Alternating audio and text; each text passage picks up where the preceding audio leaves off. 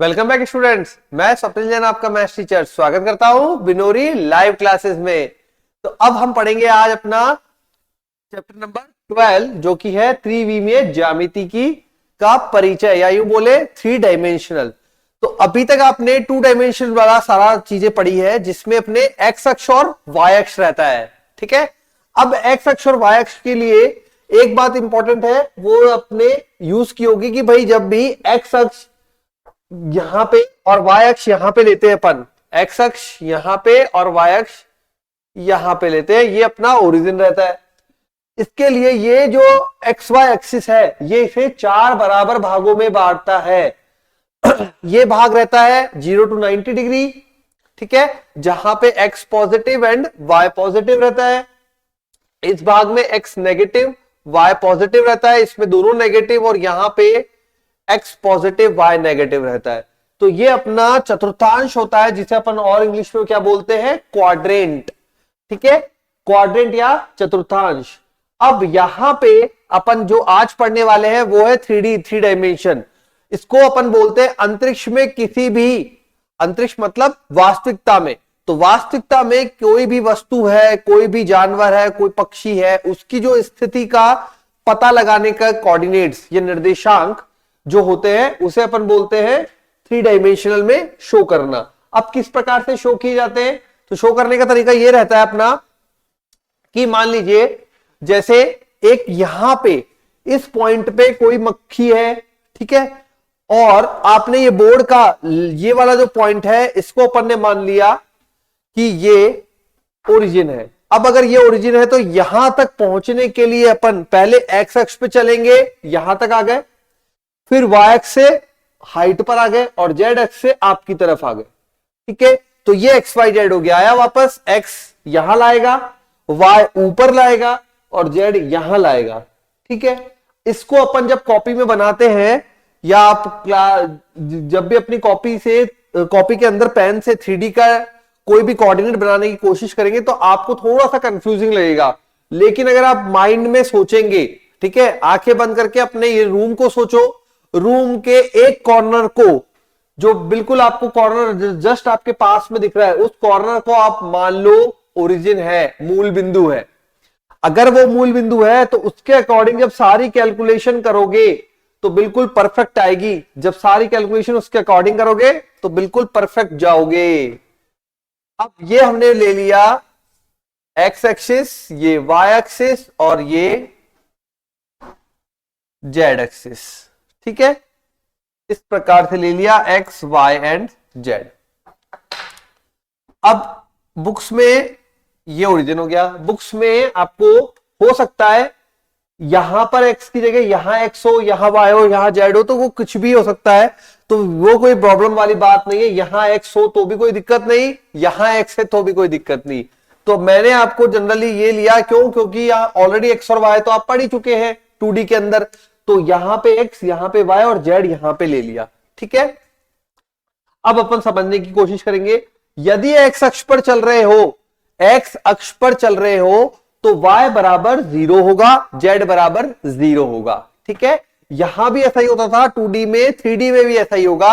यदि आप x अक्ष पर हैं, x अक्ष पर, ठीक है, y बराबर 0 एंड z बराबर 0 होगा। चलिए आगे, अब क्या, अगर आप y अक्ष पर हैं, y अक्ष पर चल रहे हैं तो y अक्ष पर x बराबर 0 एंड z बराबर 0 होगा, और यदि आप z अक्ष पर हैं तो x बराबर 0 एंड y बराबर 0 होगा। पहले तो ये बात आपको समझ में आनी चाहिए स्टार्टिंग करने के लिए 3D को। देखो यहां पे 11th क्लास में आपका 3D का बेसिक है, मतलब त्रिविमीय ज्यामिति का परिचय, कि 3D आप पढ़ना सीखे, समझना सीखे, 3 डायमेंशनल डायग्राम को समझना सीखे, किस प्रकार के डायग्राम होते हैं, कैसे अपन को इसकी पढ़ाई करनी है। उसके बाद जो अगली क्लास है क्लास 12, उसके अंदर अपने 3D पूरा डिटेल में है, मतलब जो यहां तक अपन पढ़ के छोड़ेंगे उसके आगे वहां क्लास 12th में शुरुआत होगी। अब जी मेंस IIT के अंदर जो क्वेश्चंस बनते हैं वो जनरली क्लास 12th वाले भाग से बनते हैं। ठीक है, क्लास 11th वाला भाग आपकी बुक की जो प्रॉब्लम्स है वो अपने जो स्कूल के एग्जाम्स होते हैं उनके लिए ही काम आता है। लेकिन बेसिक यही है, अगर ये समझ में नहीं आया तो क्लास 12th वाले में दिक्कत आती है, स्टूडेंट्स को पूरा समझाना पड़ता है स्टार्टिंग से। और ये समझ में आ गया, एक ओवरव्यू बन गया यहाँ पे, तो क्लास 12th में दिक्कत नहीं आएगी। ठीक है, तो यहाँ पे एक्स अक्ष पर y बराबर 0, z बराबर 0, y अक्ष पर x और z 0, z अक्ष पर x और y 0। चलो ये तो होगी अक्ष पे बात। अब आते हैं अपन अक्ष की जगह तल पे। ठीक है, अब तल कैसे होता है बेटा? तल ऐसे होता है, देखो अपना रूम जो है वो आप बोलते हैं घनाभ आकृति का रहता है, अगर सारी दीवारें बराबर हो जाए तो घन आकृति का हो जाएगा। ठीक है, अब तल जो रहेगा वो रहेगा, देखो ये वाला जो तल रहेगा ना, ये वाला, ये रहेगा एक्स जेड तल। ठीक है, अब अगर आप एक बार सोच के देखें, ये अपन ने लिया, मान लीजिए ये देख पा रहे हैं, ये लिया और ये लिया। ठीक है, ये ले लिया हमने। अब यहां पे जब लिया है तो ये थोड़ा सा ये इस प्रकार से है और ये ऐसे है। ठीक है, अब ये देखिए दिख रहा है यहां पे। अब ये जो है, ये वाला जो तल है, कौन सा वाला? जो एक्स और जेड के कंबाइन कर रहा है। जेड हो रहा है इधर की तरफ, मतलब यू देखो, यू ये हो रहा है जेड। ठीक है, ये एक्स, ये वाई और ये जेड है। ये जो तल है ये कहलाएगा एक्स जेड तल। ये जो तल है ये कहलाएगा एक्स जेड तल। दिख रहा है आप लोगों को बच्चों? ठीक है, ये बना दिया मैंने X Y and Z. Z जो है रेड वाला है, आपकी तरफ आ रहा है, ये देखिए, ये कलर कोडिंग से बता देता हूं। तो ब्लैक वाला जो है एक्स, ब्लू वाला वाई एंड रेड वाला जेड। ठीक है, जेड आपकी तरफ आ रहा है, ये रहा जेड, ये रहा एक्स और ये रहा वाई। ठीक, अब ये यहां पे है, यहां पे है, तो जरा देखिए इसमें क्या होता है। ये जो तल है ये कहलाएगा एक्स जेड तल, ये वाला तल, ये। ठीक है, ये तल, ये जो तल है ये कहलाएगा एक्स वाई तल। ठीक है, एक्स वाई तल। ये जो तल है इधर वाला ये कहलाएगा वाई जेड तल, ये वाला। ठीक है, तो इस प्रकार से तीन तल बनेंगे जो एक्स वाई के कॉम्बिनेशन में, वाई जेड के कॉम्बिनेशन में और एक्स जेड के कॉम्बिनेशन में बनेंगे। तो लिखते हैं अपन उसके बारे में कि तल जो बनेंगे उसमें क्या क्या चीजें होंगी। तो जब आपसे बात की जाएगी एक्स वाई तल की, एक्स वाई तल पर, एक्स वाई तल है तो यहां पे केवल एक्स और वाई के मान होंगे, वाई बराबर 0 होगा। जब आपको बोला जाएगा वाई जेड तल है, वाई और जेड का तल है, तो एक्स बराबर 0 होगा। और जब आप तल में एक और आगे बढ़ जाएंगे, एक्स जेड तल पर, तो y बराबर 0 हो जाएगा। तो एक्स वाई तल में, अरे ये क्या, एक्स वाई तल में z बराबर 0, वाई जेड में x बराबर 0, एक्स जेड में y बराबर 0। ठीक है, तो ये जो भाग समतल में नहीं हो, तल में नहीं होगा, वो भाग, वो वाला पार्ट जो है वो 0 रहेगा। ठीक है, आगे इतना। तो हमने अक्ष देख लिया, तल देख लिया। अब एक बार यहां पे देखते हैं किस प्रकार से आपको पॉइंट्स अगर निकालने हैं तो कैसे निकालते हैं। अच्छा, पहले तो एक बात यह बात करते हैं कि यहां कितने भाग बन रहे हैं। ठीक है, हमारा जो क्वाड्रेंट था वो 4 चतुर्थांश, 4 भागों में बटा हुआ था, 4 पार्ट, 1 2 3 4। 2D था इसलिए आप गिन पा रहे हैं डायरेक्टली। अब आप यहां पे 3D में गिनेंगे तो कैसे गिनेंगे जरा बताओ? इसमें बोलते हैं, यहां पे जो पार्टीशन हुआ है उसको बोलेंगे अपन अष्टांश। ठीक है, वापस से एक बार शो कर देते हैं, ये एक्स, ये वाई और ये जेड। ठीक है, एक भाग इधर, ठीक है, एक भाग नीचे की तरफ, इसी के लिए एक हो गया, 2 हो गया, 3 हो गया और 4 हो गया। ठीक, सेम चीज यहां पे जब ये जेड नीचे की तरफ जाएगा तो उसके लिए हो जाएगी 8 भाग बन जाएंगे।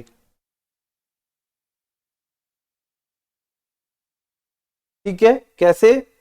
1 2 3 4। ठीक है, और सिमिलरली 4 भाग पीछे बन रहे हैं। वापस देखिए, देखो यहां पे अपन को एक्स वाई जेड, देखो यहां पे है ना एक्स और वाई दोनों पॉजिटिव वाला भी खींचा हुआ है और नेगेटिव वाला पार्ट भी खींचा हुआ है। ठीक है, ये नेगेटिव वाला पार्ट है जो अपन बोलते हैं कि भाई ये हो जाएगा अपने लिए माइनस एक्स या एक्स डैश, और ये हो जाएगा वाई डैश। ठीक है, तो ये जो है नेगेटिव वाला पार्ट भी खींचा हुआ है, लेकिन यहां पे जब 3D में बात कर रहे हैं तो मैंने केवल पॉजिटिव वाला भाग खींचा है, नेगेटिव वाला भाग बच्चों को कंफ्यूज कर देता है। अब आपको ऐसे सोचना है कि आप किसी एक रूम में हैं, ठीक है, अब रूम के अंदर आपके पास 4 भाग है।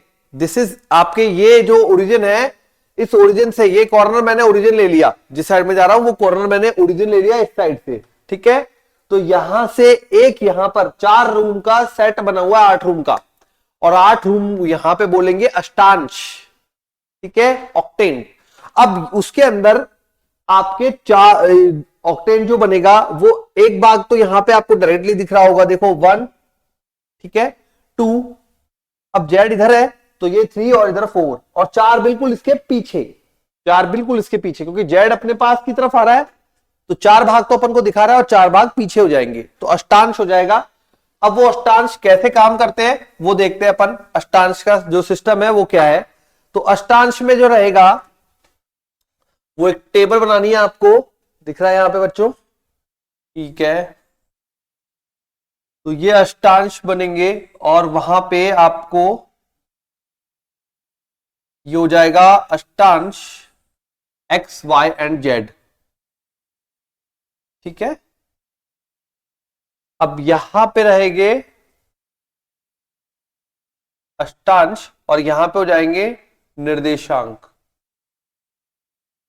यहां पे ऊपर लिखेंगे अष्टांश और यहां लिख देंगे निर्देशांक। निर्देशांक अपने रहेंगे एक्स का, वाई का एंड जेड का, 3 रहेंगे निर्देशांक। तो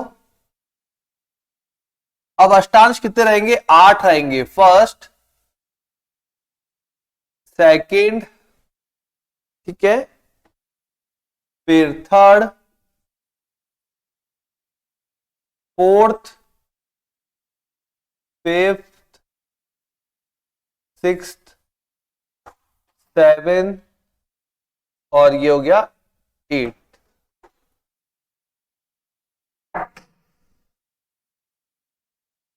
ठीक है, तो ये अपने रहेंगे अष्टांश 8, 1 2 3 4 5 6 7 8, और यहां पे हो जाएंगे निर्देशांक एक्स वाई एंड जेड। तो अब फर्स्ट अष्टांश में एक्स वाई जेड क्या रहेंगे, तीनों पॉजिटिव, तीनों पॉजिटिव। सेकंड में आते हैं, सेकंड में क्या हो जाएगा, x negative, y and z positive. ठीक है, अब थर्ड में जब आएंगे तो थर्ड में दोनों negative, x and y and z positive. Then fourth में जब आएंगे आप तो पॉजिटिव, नेगेटिव एंड पॉजिटिव। अब एक बात आप देख पा रहे होंगे यहां पे बेटा, जो जेड है अभी तक हमने पूरा जो सेट चलाया है वो जेड पॉजिटिव सेट पे चलाया है। तो पॉजिटिव जब जेड है, मतलब जेड जब पॉजिटिव वाली साइड है, आपकी साइड है, तब तक हमने एक्स और वाई के जो चेंजेस है वो किए, और एक्स और वाई में जब चेंजेस किए तो देखो यहाँ पे दोनों positive, negative positive, negative negative, positive negative. ठीक है, पढ़ा भी था, ऐसा ही होता है फर्स्ट सेकंड थर्ड फोर्थ में एक्स वाई कैसे चलता है, दोनों प्लस, फिर एक्स माइनस वाई प्लस, याद आया, थर्ड में दोनों माइनस एंड फोर्थ में एक्स प्लस वाई माइनस। ठीक है, अब आते हैं फिफ्थ में, फिफ्थ में हो जाएंगे दोनों प्लस, देन ये minus, then again minus plus and minus.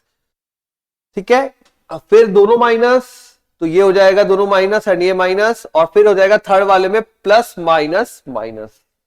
ठीक है, तो ये अष्टांश बन गए।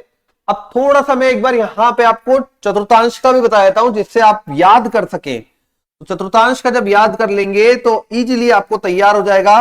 देखो यहां पे चतुर्थांश कैसे काम करता था, first, second, third and fourth.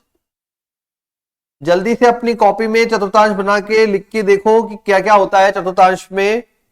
ये मैंने इंग्लिश में लिख दिया यहाँ पे क्वाड्रेंट, या जो हिंदी में लिखना चाहते हैं चतुर्थांश, और यहाँ पे कोऑर्डिनेट। ठीक है, ये हो गया एक्स एंड वाई। चतुर्थांश केवल दो के बीच में होगा। पहले में दोनों पॉजिटिव, ठीक है। सेकंड में क्या होता है, x negative y positive, third में दोनों नेगेटिव और फोर्थ में x पॉजिटिव y नेगेटिव। अब देखो यहां पे plus plus minus plus minus minus plus minus, अगर आप देखेंगे x और y के कॉम्बिनेशन केवल 4 तक, x और y का कॉम्बिनेशन तो देखो सेम टू सेम है। देख पा रहे हैं बच्चों, x और y का कॉम्बिनेशन देखेंगे 4 तक तो बिल्कुल सेम टू सेम है। कौन सा हिस्सा, ये वाला हिस्सा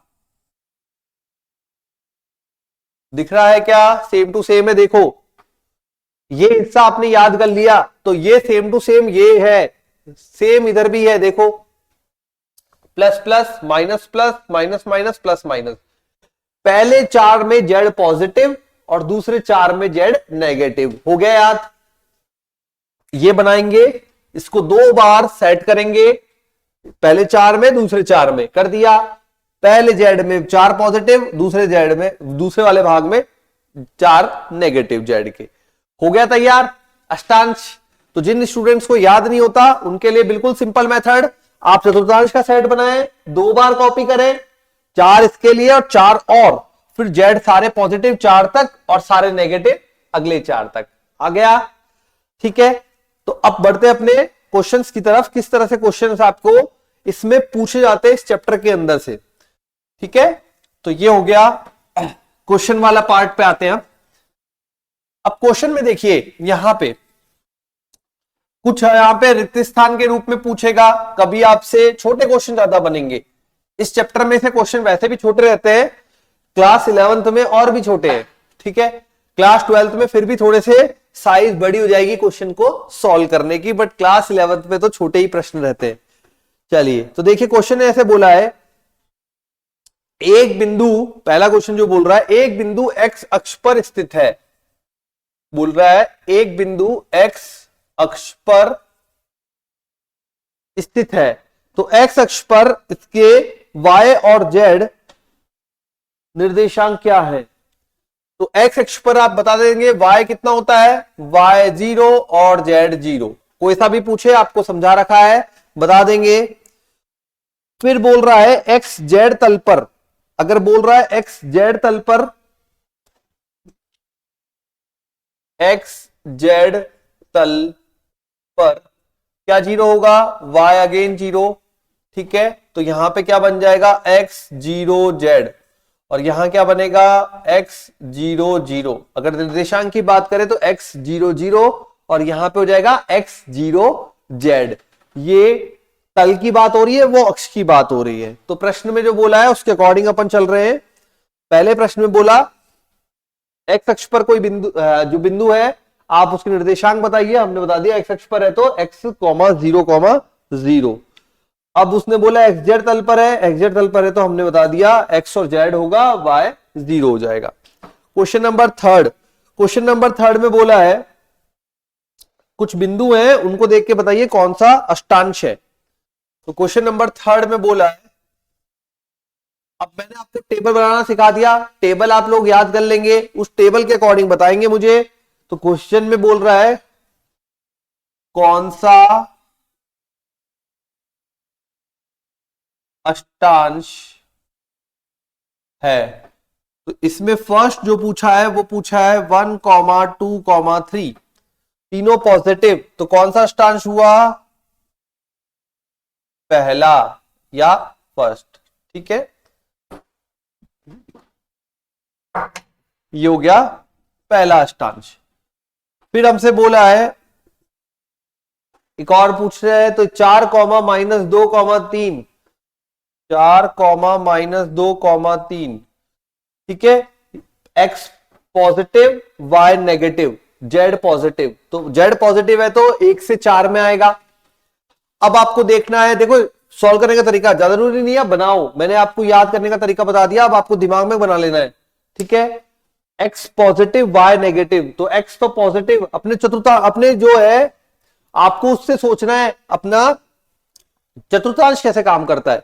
तो x पॉजिटिव y नेगेटिव, चतुर्थांश नंबर 4, ठीक है। तो यह हो जाएगा अपना चतुर्थांश नंबर 4। तो अष्टांश भी फोर्थ ही रहेगा यहां पे, क्योंकि x जो है, z जो है वो पॉजिटिव था। नेक्स्ट ले रहे 4,2 -5। ठीक है, 4,2 -5। अब यहां पे आपको बताना है x पॉजिटिव y पॉजिटिव।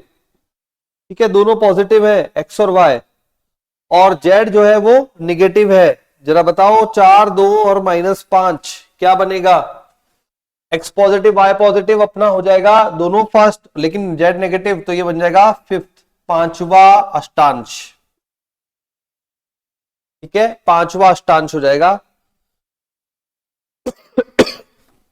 उसके बाद 4 -2 -5, 4 -2 -5, ये हो जाएगा अपना x पॉजिटिव y निगेटिव और ये भी निगेटिव, तो ये हो जाएगा एट्थ, आठवां अष्टांश। तो इस प्रकार से आप समझ में आ गया होगा बच्चों को, तो कर लेंगे। अब मुझे इतना पता लग गया, अपने स्टूडेंट कर लेंगे। ठीक है, अपना काम हो गया, अष्टांश पहचानना आ गया आपको। याद रखने के लिए तरीका, सबसे पहले चतुर्थांश दिमाग में सोचना है। चतुर्थांश क्या होता है? x और y का कॉम्बिनेशन। अगर z पॉजिटिव है तो शुरू के 4, अगर z नेगेटिव है तो नेक्स्ट 4, और हो गया अष्टांश कंप्लीट ये वाला भाग। चलिए अब आते हैं अगले क्वेश्चन की तरफ। कुछ क्वेश्चन आपको बुक में ऐसे दिए हुए हैं छोटे छोटे से थ्योरेटिकली, तो वो कर लेंगे आप। ठीक है, तो अब चलते हैं अपना अगला भाग, जिसमें बोला गया है किस प्रकार से दूरी निकाली जाती है। यहां पे जो दूरी है वो किस प्रकार से निकाली जाती है, तो दो बिंदुओं के बीच की दूरी, दो बिंदुओं के बीच की दूरी, दो बिंदुओं के बीच की दूरी, या यूं बोल सकते हैं distance between two points, distance between two points, दो बिंदुओं के बीच की दूरी। चलिए अब दो बिंदु, आप 3D में बात कर रहे हैं तो दो बिंदु क्या होंगे? माना x1 y1 z1 व x2 y2 z2 दो बिंदु है। ये A है, ये B है, तो ए बी जो होगा इन दोनों के मध्य की दूरी, वो ऑलरेडी आप पहले भी पढ़ चुके हो। क्या बोलते हैं formula? Under root x2 minus x1 का whole square plus y2 minus y1 का whole square plus z2 minus z1 का होल स्क्वायर। ठीक है, ये हो जाएगा दो बिंदुओं के बीच की दूरी का सूत्र। ए बी बराबर x2 माइनस x1 का whole square plus y2 minus y1 का whole square and z2 minus z1 का होल स्क्वायर।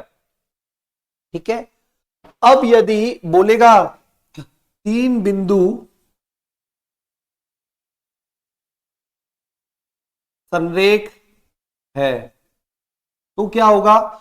दो, कोई भी दो बिंदुओं के बीच की दूरी, मान लो ये बिंदु है अपने पास जो संरेख है, ये है ए, ये है बी और सी, तो आप बोलेंगे ए सी बराबर A B plus B C. मतलब ये कोई भी दो बिंदुओं के बीच की दूरी तीसरी बड़ी दूरी के बराबर होगी। कोई भी दो बिंदु जो है उनके बीच की दूरी निकालेंगे अपन, इन दो के बीच में, इन दो के बीच में, इन दोनों के बीच में जो बड़ी दूरी आएगी वो दो छोटी दूरियों के योग के बराबर होगी। ठीक है, तो अपन बोलेंगे बिंदु जो है वो संरेख है ना। तो ये दूरी निकालने के काम आएगा ये फॉर्मूला केवल और केवल, और आपको हेल्प करेगा संरेख पता लगाने में। कभी आपसे बोला जाएगा समकोण त्रिभुज के बिंदु हैं, तो आप समकोण त्रिभुज में क्या बोलते हैं कि जो होता है कर्ण का स्क्वायर बराबर आधार का स्क्वायर प्लस लंब का स्क्वायर, बोलते हैं ना। तो समकोण त्रिभुज के लिए क्या यूज करेंगे? त्रिभुज के लिए कर्ण का स्क्वायर बराबर आधार का स्क्वायर प्लस लंब का स्क्वायर, ये अपना हो गया पाइथागोरस प्रमेय। ठीक है, तो यहां पे कर्ण निकालने के लिए दूरी निकालेंगे, फिर से दोनों बिंदुओं के मध्य की दूरी निकालेंगे, जिसमें दो छोटी दूरियों के वर्गों का योग, दो छोटी दूरियों के वर्गों का योग तीसरी बड़ी दूरी के वर्ग के बराबर होगा, उसको अपन बोलेंगे समकोण त्रिभुज के सेट है। ठीक है, समकोण त्रिभुज की भुजा है। यहां पे हो जाएगा संरेख, यहां पे हो जाएगा समकोण त्रिभुज के लिए। ठीक है बच्चों, तो ये हो गया अपना। उसके बाद अगर बात की जाए विभाजन सूत्र की, विभाजन सूत्र, अब विभाजन सूत्र ये बोलता है कि यदि कोई सरल रेखा, विभाजन सूत्र में है कि कोई भी यदि सरल दो बिंदुओं के बीच में एक सरल रेखा है, मान लीजिए ए बिंदु है और यहां पे बी बिंदु है। ए बिंदु के निर्देशांक है x1 y1 z1 और बी के है x2 y2 एंड z2। अब कोई बिंदु है जो m अनुपात n में काटता है, P पॉइंट है जो m अनुपात n में काटता है इस ए बी रेखाखंड को। अगर m अनुपात n में काटता है तो फॉर्मूला क्या बनेगा, जो फॉर्मूला रहेगा अपना P बिंदु के निर्देशांक के लिए वो रहेगा mx2 plus nx1 upon m plus n। ये x निर्देशांक आया। अब y का निर्देशांक लिखेंगे my2 plus ny1 upon m plus n। अब z का लिखेंगे mz2 plus nz1 upon m plus n।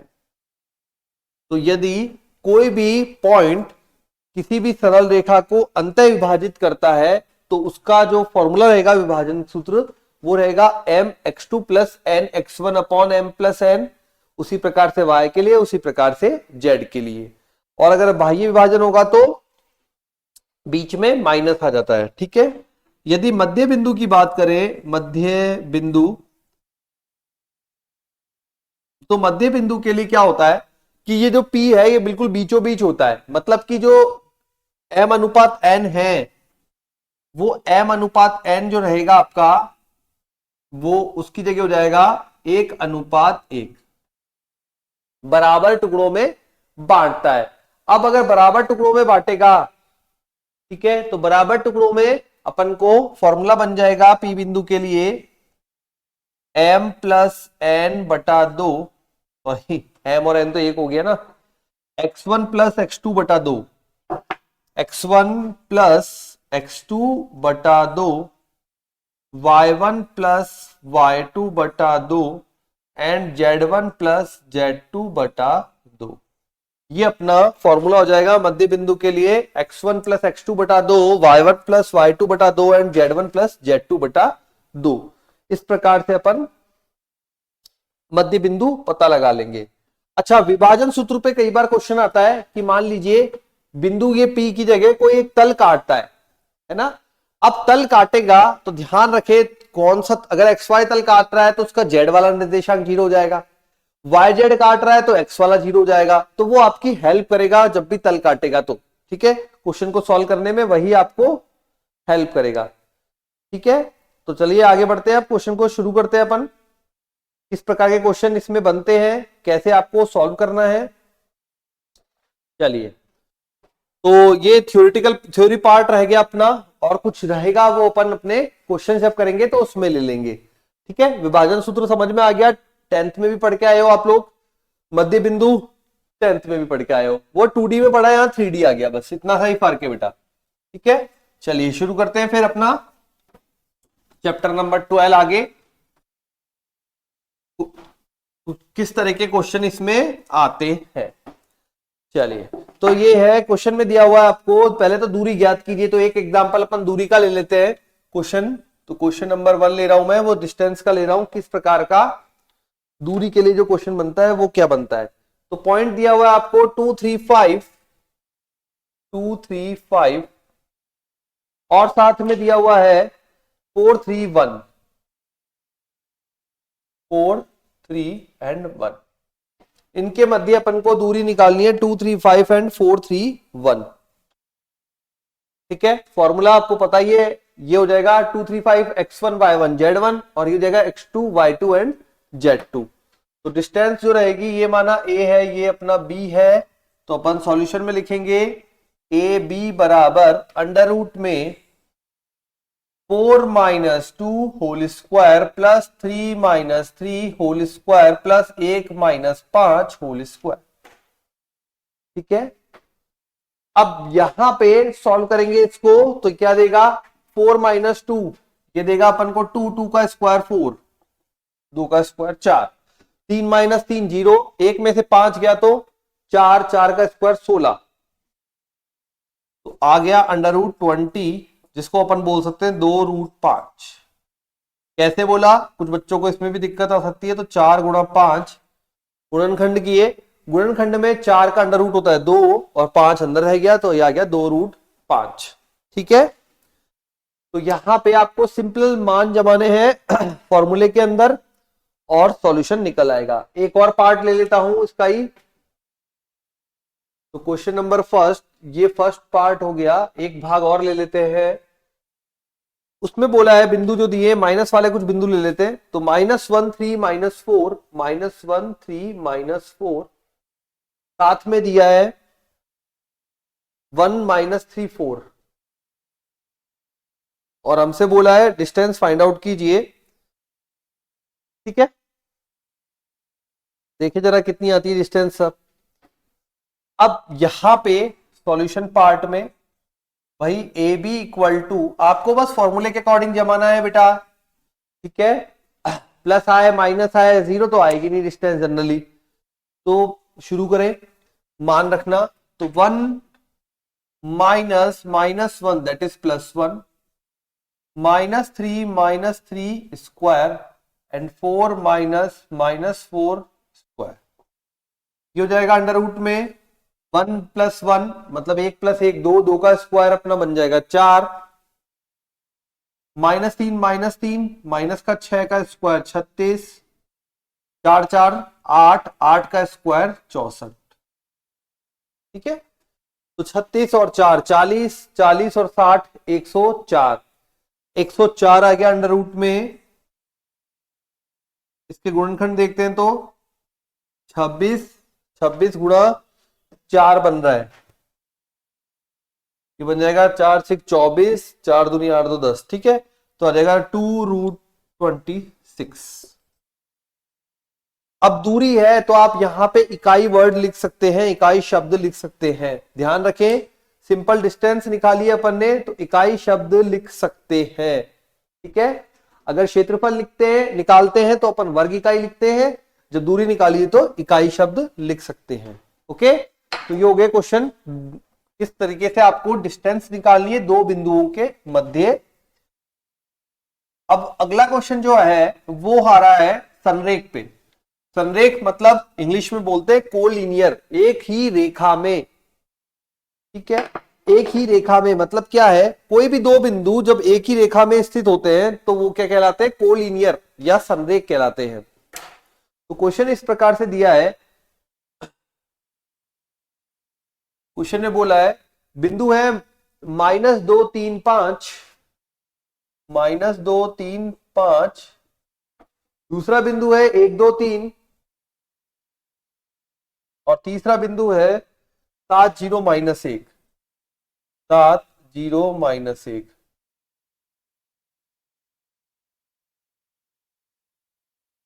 संरेख है, ये अपन को सिद्ध कर रहा है कि संरेख है कि नहीं है।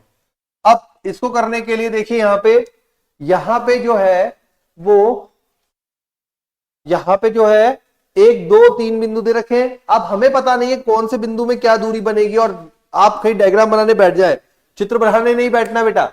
ठीक है, संरेख का क्वेश्चन है, डायरेक्ट करना है अपन को। अपन क्या करेंगे, हर दो बिंदुओं के मध्य दूरी निकालेंगे। आप बोलेंगे ये ए है, बी है, सी है, चलो नामकरण कर दो इनका।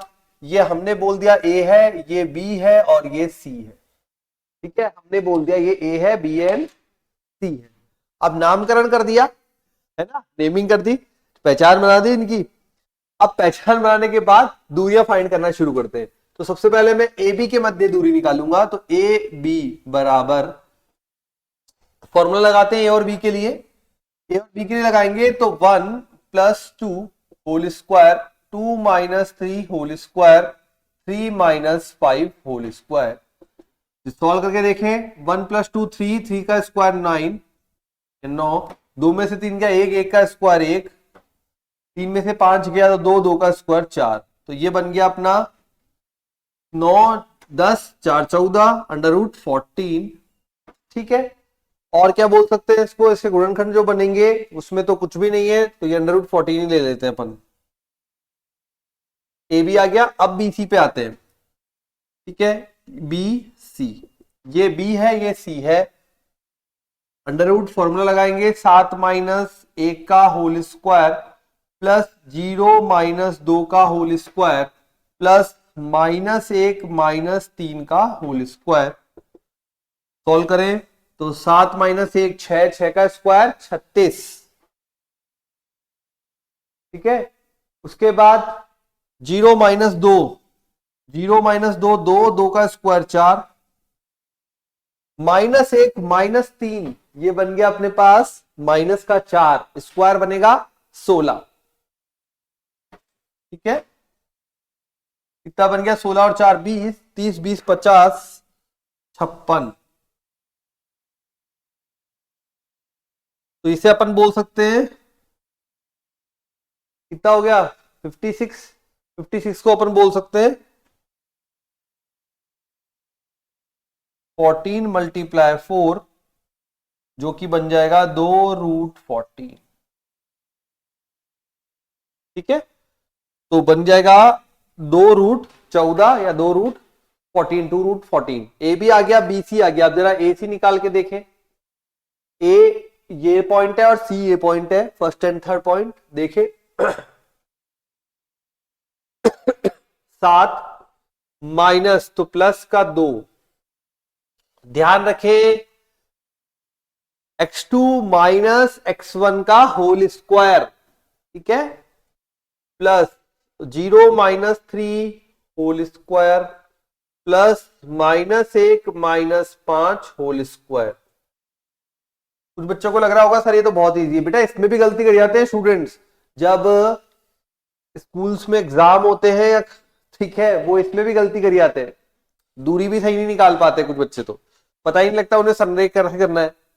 ठीक है, इसलिए आपको पूरा समझाया जा रहा है अच्छे से, तो इसलिए पढ़े और बने रहे। तो 7 प्लस 2 9, 9 का स्क्वायर 81, माइनस 3 का स्क्वायर 9, 5 और 1 6 का स्क्वायर 36, 81 9 90 90 126 अंडर रूट में 126, और 126 अपना बनेगा अंडर रूट में 14 गुणा 9, 9 चौक 36, 9 एकम 9 3 12। ठीक है, ये आ जाएगा 3 रूट 14। ये आया रूट 14, ये आया 2 रूट 14 और ये आया 3 रूट 14। तो आप बोलेंगे यहां AC बराबर AB प्लस BC करके देखो। रूट 14 और 2 रूट 14 जोड़ोगे तो 3 रूट 14 आएगा, जो कि आ रहा है ऑलरेडी। ठीक है, तो आप क्या बोलेंगे, यहां AC बराबर AB प्लस BC, अतः बिंदु संरेख है। तो जो हमें बिंदु दिए गए थे वो कैसे हैं, संरेख हैं। क्यों, क्योंकि यहां पे दो छोटी दूरियों का योग तीसरी बड़ी दूरी के बराबर है। फिर से याद कर लीजिए, सुन लीजिए, दो छोटी दूरियों का योग तीसरी बड़ी दूरी के बराबर है, इसलिए अपन बोलेंगे बिंदु संरेख है। ठीक है, तो यही था अपना क्वेश्चन और अपन ने जो है संरेख सिद्ध कर दिया। चलते अगले क्वेश्चन पे। आ रहा है ना बेटा समझ में? ठीक है, तो ये यहां इस चैप्टर में से तो कुछ नंबर कटने की गुंजाइश ही नहीं है आप लोगों की। मुझे लगता ही नहीं कि आप लोग इसमें कुछ गलती करेंगे। ठीक है, एक तो बिनोरी के स्टूडेंट है तो फिर गलती करना तो चांस ही नहीं बनता, और सारे वीडियो अगर आप रेगुलर देख रहे हैं तो यहां पे गलती करने के चांस बिल्कुल नहीं बनेंगे बेटा। चलिए तो देखते तो हैं ही सारे बच्चे। करते क्वेश्चन अपना। बोला है 3 बिंदु हैं, एक बार बोला है आपको समद्विबाहु त्रिभुज सिद्ध कीजिए। इंग्लिश वाले स्टूडेंट के लिए आइसोसेलेस ट्रायंगल, ठीक है। अब समद्विबाहु, समद्विबाहु क्या होता है? जिनकी दो भुजाएं बराबर होती है। ये थोड़ा बेसिक आपको याद रखना है, जो 10 तक पढ़ते थे। समद्विबाहु जिसकी दो भुजाएं बराबर होती है। यदि बोला जाए समकोण, तो पाइथागोरस प्रमेय को फॉलो करेगा। पाइथागोरस मतलब लंब आधार कर्ण वाली, कर्ण का स्क्वायर बराबर आधार स्क्वायर प्लस लंब स्क्वायर, ठीक है। तो कहां से शुरू करते हैं? अपन क्वेश्चन जो है वो समद्विबाहु का ले रहा हूं मैं पहले। तो समद्विबाहु देखें जरा, 3 बिंदु दिए हुए हैं आपको, 0 7 -10, ए ले लिया अपन ने। बी जो दे, अब वो उसने नाम नहीं दिया, आप दे दो ना, नाम ही तो रखना है। 1 6 -6, और सी जो है वो हो जाएगा 4 9 -6, ठीक है। ए बी एंड सी। अब आपको प्रूव करना है कि ये समद्विबाहु त्रिभुज है कि नहीं है।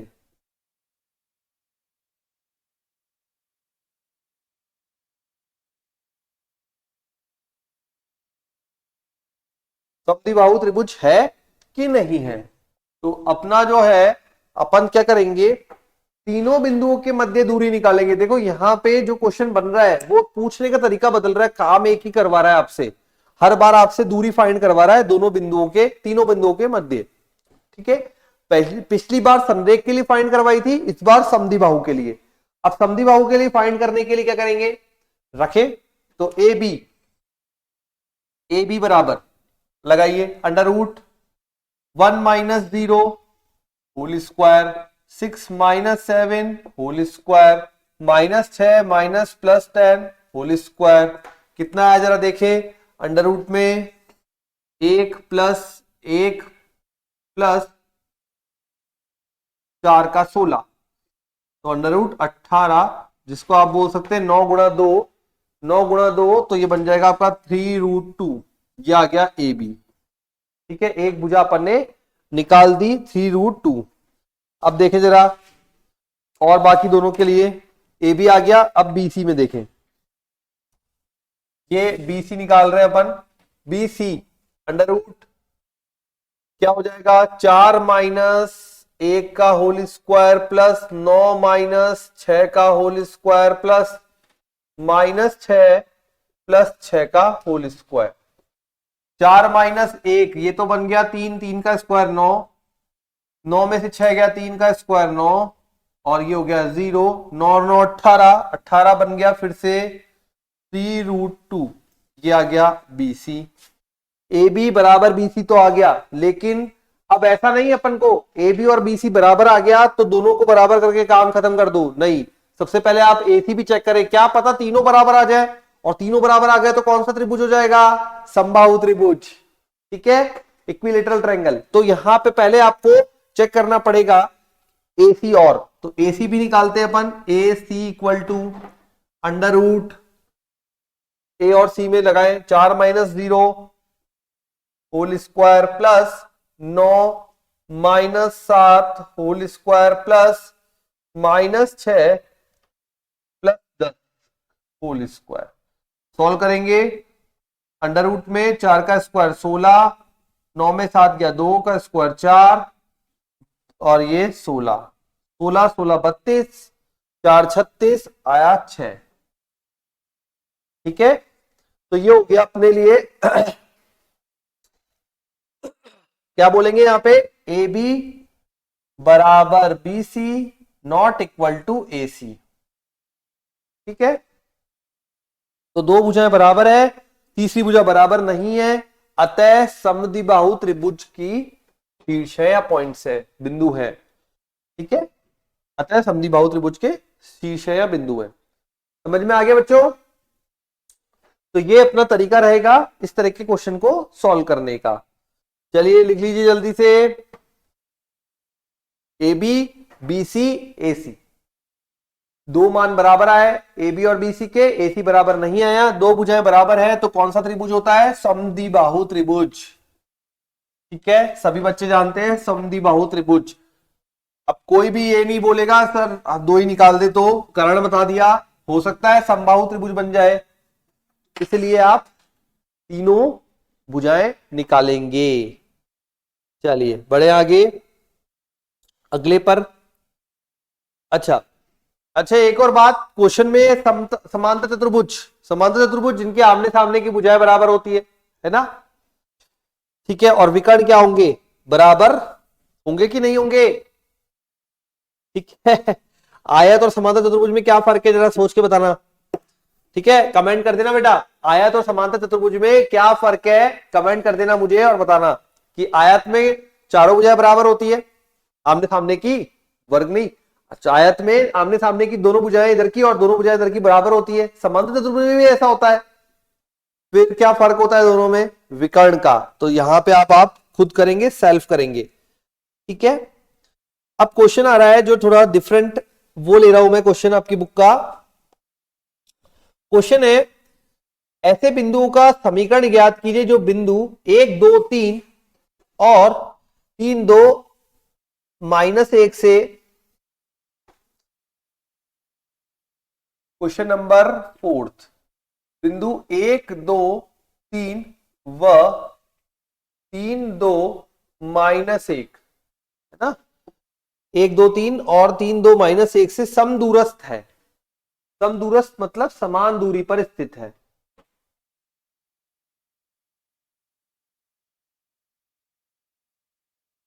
जो समदूरस्थ हो, वो बिंदु आपको फाइंड करना है, जो समान दूरी पर हो, समान डिस्टेंस पर हो, इक्वल डिस्टेंस पर हो। वर्ड लिखने का वो बोलते हैं समदूरस्थ, ठीक है, हिंदी में। अब यहां पे आपको एक बिंदु ऐसा मानना पड़ेगा 3D के अंदर, जो आप बोलेंगे इन दोनों बिंदुओं से बराबर दूरी पर है। तो मैंने ये ए बोल दिया, ये बी बोल दिया, माना बिंदु P x y z है, जो कि बिंदु A व B से समान दूरी पर स्थित है, ठीक है। ये अपन ने ले लिया कि हमने माना बिंदु P एक XYZ बिंदु है जो कि बिंदु A व B से समान दूरी पर स्थित है। यदि ऐसा है तो आप बोलेंगे PA बराबर PB होगा। अब आपको पता है दूरी सूत्र में अंडर रूट काम में आता है, इस वजह से अगर PA बराबर PB है तो मैं ये भी बोल सकता हूं कि इन दोनों के वर्ग जो हैं वो भी बराबर होंगे, ठीक है। तो मैं वर्ग भी बराबर कर दूंगा। अब वर्ग बराबर करूंगा तो यहां पे क्या होगा, जरा देखें, PA बराबर PB तो हो ही गया, इनका वर्ग भी बराबर होगा, तो ये बोल देंगे अपन PA स्क्वायर बराबर PB स्क्वायर, ठीक है। अब फॉर्मूला लगाते हैं, देखो यहां पे रूट लगाया PA के लिए, फिर स्क्वायर करूंगा, है ना, तो ये बनेगा PA के लिए x2 माइनस x1 होता है, तो x माइनस 1 का होल स्क्वायर, y माइनस 2 का होल स्क्वायर, और यहां से बन जाएगा z माइनस 3 का होल स्क्वायर, और ये पूरा PA का स्क्वायर हो गया। सिमिलरली PB लिख देते हैं अंडर रूट के अंदर ही, फिर स्क्वायर कर देंगे अपन, तो x माइनस 3 का होल स्क्वायर, y माइनस 2 का whole square and z plus 1 का होल स्क्वायर अंडर रूट के अंदर, और फिर पूरे का स्क्वायर। अंडर रूट है स्क्वायर है, अंडर रूट है स्क्वायर है, हट जाएगा, अपने पास क्या बचेगा, ठीक है।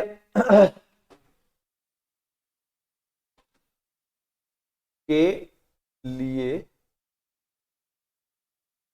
समीकरण फाइंड करनी है ना, समीकरण फाइंड करनी है हमको, देखे जरा, स्क्वायर अंडर रूट खा गया, ये टर्म बच गई केवल, इसका होल स्क्वायर खोलोगे तो क्या बचेगा, x square minus 2x plus 1, y square minus 4y plus 4, z square minus 6z plus 9। ये तो हो गया इस साइड वाली बात। अब आते राइट साइड में, यहां पे बनेगा x square minus 6x plus 9 plus y square minus 4y plus 4 plus z square plus 2z plus 1। ठीक है, अब देखिए क्या कौन कौन सी टर्म यहां पे कट रही है। तो कौन कौन सी टर्म कट रही है वो देखते हैं। यहां पे एक्स स्क्वायर कैंसिल हो रहा है इधर देखो, उसके बाद देखो वाई स्क्वायर इधर भी प्लस का है इधर भी प्लस का है, जेड स्क्वायर इधर भी प्लस का है इधर भी प्लस का है। ठीक है, अब यहां पे माइनस का 2x है इधर माइनस का 6x है, यदि अपन एक तरफ लेके आएंगे, ठीक है, तो क्या बन जाएगा देखो, ये माइनस का इधर प्लस आ जाएगा, तो माइनस 2x प्लस 6x। फिर देखिए माइनस का 4y है माइनस का 4y अगेन कैंसिल, माइनस का 6z प्लस का 2z ये इधर आएगा, तो ये माइनस का 6z माइनस का 2z। ठीक है, फिर यहां पे देखो 1 4 9, यहां भी 1 4 9 1 4 9 कैंसिल हो गया, इक्वल टू 0। कितना बचा, इधर बच जाएगा अपना प्लस का 4x, इधर बन जाएगा माइनस का 8z इक्वल टू 0। 4 को कॉमन लोगे तो यहां बन जाएगा x minus 2z equal to 0। ठीक है, तो ये अपनी अभिष्ट समीकरण आ गई जो आपको फाइंड करनी थी। यहां पे कितनी आई, x minus 2z equal to 0। ठीक है, ये होता है अपना क्वेश्चन नंबर 4 कंप्लीट। चले बढ़े आगे अब अगले क्वेश्चन पे। तो अगला क्वेश्चन जो रहेगा उसमें ये बोला है कि दूरियों का योग अपन को दिया हुआ है, अपन को उसको हल करना है। ठीक है, चलो विभाजन सूत्र सबने पढ़ ही लिया है, तो बढ़ते हैं अब आगे अगले क्वेश्चन पे। ये अच्छा बच्चों, इसके एग्जाम्पल भी आपको प्रिपेयर करने हैं, जितने भी उदाहरण हैं वो सारे भी आपको इसमें प्रिपेयर कर लेने हैं। ठीक है, अब मान लिए बिंदुओं P से बने समुच्चय का समीकरण ज्ञात कीजिए। बिंदु P से बने समुच्चय का समीकरण ज्ञात कीजिए, और अपन को दिया हुआ है बिंदु A जो दिया है वो दिया है A 4 0 0। ठीक है, और B दिया है माइनस 4 0 0 माइनस 4 0 0। और बिंदु जो है योग P से दोनों बिंदुओं की दूरी का योग 10 है। ठीक है, ये अपने को दिया हुआ है। अब जो समीकरण आ रही है वो आपको बनानी है, किस प्रकार की समीकरण आएगी। एक बिंदु P है, दोनों बिंदु दो A और B के लिए दोनों की डिस्टेंस के लिए जो योग है वो 10 दिया हुआ है। ठीक है, बनाते हैं समीकरण, किस प्रकार से क्वेश्चन को सॉल्व करेंगे। अब यहां पे देखिए, यहां पे इसमें A और B दिया हुआ है। ठीक है, अब A और B के लिए पहले अपन लिखेंगे PA प्लस PB बराबर 10। ठीक है, तो इन दोनों दूरियों का योग जो है वो हो गया 10। ओके, अब पहले PA निकाले फिर PB निकालते हैं फिर दोनों को रखते हैं। अब इसमें एक बात ध्यान रखें, जब अगर हम इन दोनों को, PA भी हमारा रूट में आता है PB भी रूट में आता है रूट में, यदि दोनों को एक तरफ कर देंगे है ना, तो थोड़ा सा आपको डिफिकल्ट महसूस होगा। इसलिए मैं क्या करता हूं, सॉल्व करने में टफ लगता है बेटा, क्योंकि 2 बार अब वर्क करना पड़ता है ना, तो टफ हो जाता है। तो मैंने इसको थोड़ा सा बदल के लिख दिया, PA बराबर 10 माइनस PB। अब जरा देखिए इसको क्या बनेगा। तो PA बराबर, पहले मान लेते हैं बिंदु P, तो माना बिंदु P जो है, माना बिंदु P के निर्देशांक है x, y, z। अब ये अपने बिंदु P के निर्देशांक है, तो PA क्या बनेगा, ये बराबर बनेगा अंडर रूट में x माइनस 4 का whole square plus y square plus z square. ठीक है, अब तो दूरी सूत्र लगाना आ ही गया होगा आप लोगों को। तो यहां मैंने डिस्टेंस फॉर्मूला लगाया है, पी ए बराबर अंडर रूट एक्स माइनस 4 का whole square plus y square plus z square. PB लगा देते हैं। पीबी के लिए क्या बनेगा, पीबी के लिए बनेगा अंडर रूट में एक्स प्लस 4 का whole square plus y square plus z square. PA आ गया, पीबी आ गया। अब यहां पे दोनों मान रखेंगे और ये देखो क्या बनता है, ये बन जाएगा अपने पास अंडर रूट में एक्स माइनस 4 का whole square plus y square plus z square equal to 10 minus under root x plus 4 का whole square plus y square plus z. ठीक है, ये बन गया। अब यहां पे इसको सॉल्व करने के लिए दोनों का क्या करोगे, वर्ग करोगे। वर्ग करेंगे तो क्यों, क्योंकि बेटे यहां पे अंडर रूट है, यहां पे भी अंडर रूट है, तो ये तो अंडर रूट का स्क्वायर होते ही पूरा हट जाएगा और यहां पे a माइनस बी का होल स्क्वायर का फॉर्मूला बन जाएगा। तो करें जरा स्क्वायर, तो लिखेंगे आप वर्ग करने पर, वर्ग करने पर। ठीक है, अब वर्ग करते हैं और देखते हैं क्या बनता है। तो वर्क करने पे बन रहा है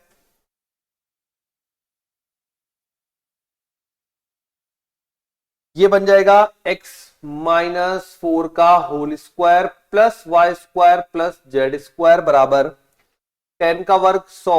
ध्यान रखें यहां a माइनस बी का होल स्क्वायर का फॉर्मूला रहेगा a square plus B square. तो x प्लस 4 का whole square plus y square plus z square, फिर लगेगा माइनस 2ab, तो ये बन जाएगा अपना माइनस 20। ठीक है, 2 गुणा 10 और ये जाएगा अंडर रूट में x प्लस 4 का whole square plus y square plus z square. ये वाई स्क्वायर को खा जाएगा, ये जेड स्क्वायर को खा जाएगा। अब हमारे पास क्या बचा, केवल इतना सा ये भाग रह गया। तो अंडर रूट को उधर अकेला रखेंगे, बाकी सबको इधर भेज देते हैं। जैसे ही इधर भेजेंगे ये बन जाएगा आपके पास एक्स स्क्वायर माइनस का 8x प्लस का 16 बराबर 100 प्लस एक्स स्क्वायर प्लस का 8x प्लस का 16 माइनस 20 x प्लस 4 का whole square plus y square plus z square. X square दोनों तरफ के कैंसिल। ठीक है, ये 8x है प्लस का इधर आएगा तो माइनस का 16x, माइनस का 16x बनाएगा और उधर क्या हो जाएगा, ये 16 कैंसिल, ये आ जाएगा माइनस का 100 equal to minus 20 under root में x प्लस 4 का whole square plus y square plus z square. जरा देखें इसे, तो ये बन जाएगा माइनस से गुणा करते ही सब कुछ बदल जाएगा और कितना बन सकता है ये कट के, ये बन जाएगा 4 से चला जाएगा तो ये बन जाएगा 5 अंडर रूट में x प्लस 4 का whole square plus y square plus z square. क्या किया बेटा, यहाँ पे मैंने 4 से काट दिया। देखो 20 भी कर सकता है, 16 भी कर सकता है और है ना 100 भी कट सकता है। तो माइनस 4 से काटा सबको, तो ये माइनस 4 से काटूंगा तो ये माइनस का प्लस बन गया, 5 बार गया। इधर देखो क्या बनेगा, माइनस 4 से काटोगे तो इधर बन जाएगा 4x माइनस ये 4 से काटेंगे तो प्लस का बन जाएगा अपने पास 25। ठीक है, तो बन गया 4x प्लस 25। वर्क करने पर दोनों का वर्क करेंगे तो इधर तो हो जाएगा 5 मल्टीप्लाई में x प्लस 4 का whole square plus y square plus z square. ठीक है, और 5 का स्क्वायर भी तो होगा 25। यहां पे बनेगा 4x, तो यहां पे बन जाएगा 16x square. a plus B का होल स्क्वायर से खोल रहे हैं बेटा, वहां पे a प्लस बी का होल स्क्वायर से खोल रहे हैं, तो यहां पे बन जाएगा 16x स्क्वायर। 25 का स्क्वायर कितना होगा, ये हो जाएगा 625 प्लस 25 चौक 100 और 2ab तो अपना 200x। ठीक है, तो ये बन गया अपने पास। अब यहां पे देखिए, ये देगा अपने को एक्स स्क्वायर, तो ये बन जाएगा 25x²। ठीक है, ये देगा 8x, यहां पे बनेगा a प्लस बी का होल स्क्वायर है, तो एक्स स्क्वायर जो बनेगा वो देगा अपन को 25x² प्लस 2ab। तो 2ab जब बनाओगे तो यहां बनेगा 8x, तो 25 को जब 8 से गुणा करोगे तो बन जाएगा 200x प्लस 16 को जब 25 से गुणा करोगे तो बन जाएगा आपके पास 400 प्लस 25y² प्लस 25z² बराबर में 16x² प्लस 625 प्लस 200x। अब सबको एक तरफ शिफ्ट कर दो और देखो समीकरण क्या आती है। 25x² माइनस का 16x² बनेगा 9x²। 200x और वहां भी 200x कट गया। फिर y², 25y² आ रहा है, आने दो। फिर 25 का z², ठीक है। अब क्या बचा, इधर प्लस का 400 है, उधर 625 है, इधर जाएगा 400 200 600, तो देगा आपको माइनस का 225 225 बराबर 0। तो ये हमें जो समीकरण मंगवाई थी, उसने पूछी थी, वो हमने फाइंड आउट कर दी। क्या बोला था समीकरण फाइंड करने के लिए कि बी जो बिंदु है वहां से दोनों बिंदुओं के जो बीच की दूरी का योग है वो 10 है। क्वेश्चन थोड़ा सा बड़ा है बेटा, लेकिन इंपॉर्टेंट क्वेश्चन है आपके स्कूल के एग्जाम के लिए। ठीक है, कंपटीशन एग्जाम में इस तरह के क्वेश्चन नहीं आते, मैंने पहले भी बताया। क्लास 11th में जो 3D का पार्ट कवर किया है उसमें से कंपटीशन एग्जाम जी मेंस में क्वेश्चन नहीं आते। जनरली जो क्वेश्चन बनेंगे कंपटीशन एग्जाम में वो बनेंगे क्लास 12th वाले पार्ट में से। ठीक है, जब आप इस चैप्टर को क्लास 12th में पढ़ेंगे तो वहां पे इसका एडवांस वर्जन पढ़ेंगे, वहीं से क्वेश्चन आएंगे कंपटीशन एग्जाम में। ठीक है, तो ये हो गया अपना कंप्लीट क्वेश्चन। और समीकरण आ गई 9x² plus 25y² plus 25z² minus 225 बराबर 0। फिर से समझ लीजिए, pa प्लस pb बराबर 10 दिया हुआ था। p हमने एक बिंदु लिया x y z, pa बराबर 10 माइनस pb, दोनों के मान निकाल के रखे, वर्ग किया, इस प्रकार का बना।